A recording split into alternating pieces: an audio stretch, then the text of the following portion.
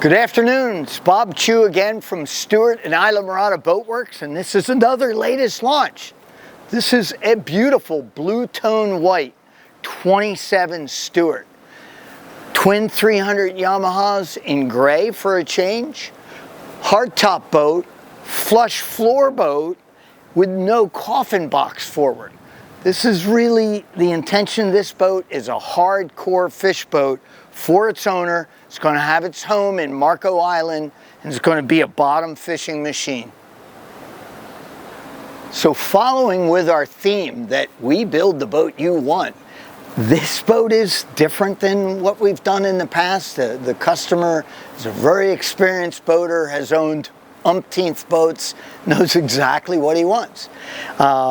Here he went with twin 300 Yamahas, gray as I mentioned, integrated steering, real clean configuration, one rod holder on the transom.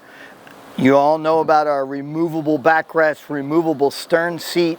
Hard to see in the video, but it is the upgraded upholstery. And I'd like to point out that, yeah, you can get your feet underneath the stern seat in the folded position, because this particular owner in particular is going to do primarily bottom fishing. So yeah, that's a key feature. He doesn't have to take it in and out of the boat, that he can still fish here, the engine's down of course, fish in the corner and so forth.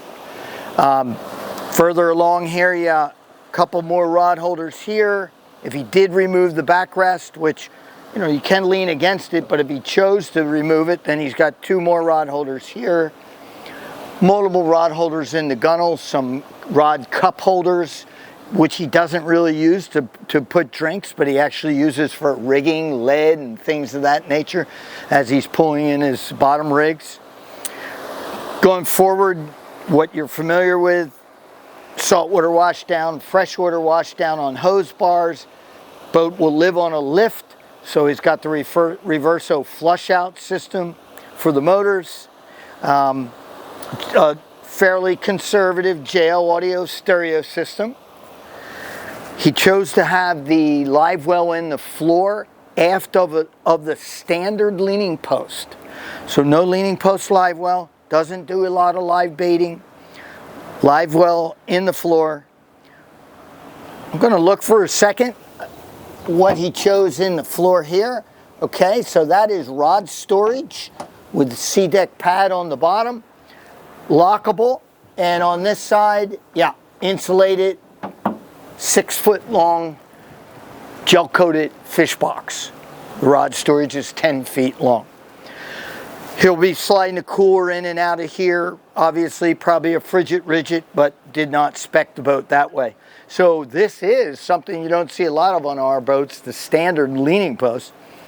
4 rod holders across the back, couple cup holders, rigging tray, handrail, storage compartment, fiberglass storage compartment under the seat here, and 2 folding footrests forward. Not one, but 2. Cool configuration, totally functional. Birdsall's been building essentially this for probably 40 some years. So yeah, the whole cockpit's very functional. You want to leave as much cockpit space as possible.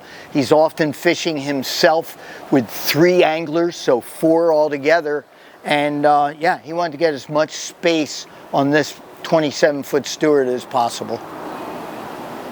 So again, in our never-ending effort to make dreams come true, you'll see this console layout has something very unique to it, and that is this aft door. Normally this is a acrylic door, bifold, lifts out, so forth. This customer, who previously owned an Islamorada bay boat with these integrated steps that he loves so much, asked if we could do that on the Stuart. Interestingly, it was something that we've wanted to do for years and just get so busy we don't ever get to it. And here we have. So integrated steps, non-skid surface, quick pull pins on each side, folds down, gets you access to the rigging that's below the console there. It's kind of cool because with the fold down footrest, now you have the ability to you know, really make yourself comfortable depending on what size you are.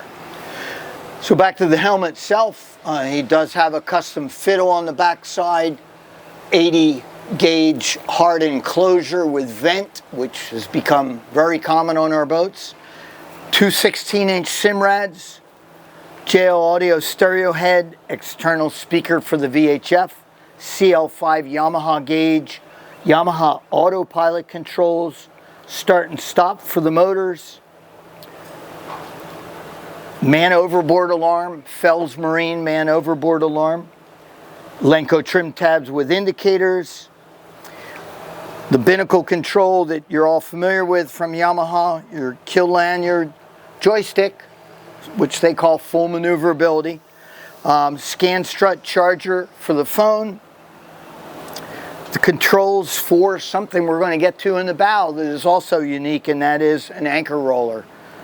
And then what you're familiar with, the digital switch panel that is actually of the older version where we were still doing a rectangular switch panel, but nonetheless, all the digital C-zone switching here with charging spots for phone or handheld spotlight and so forth here.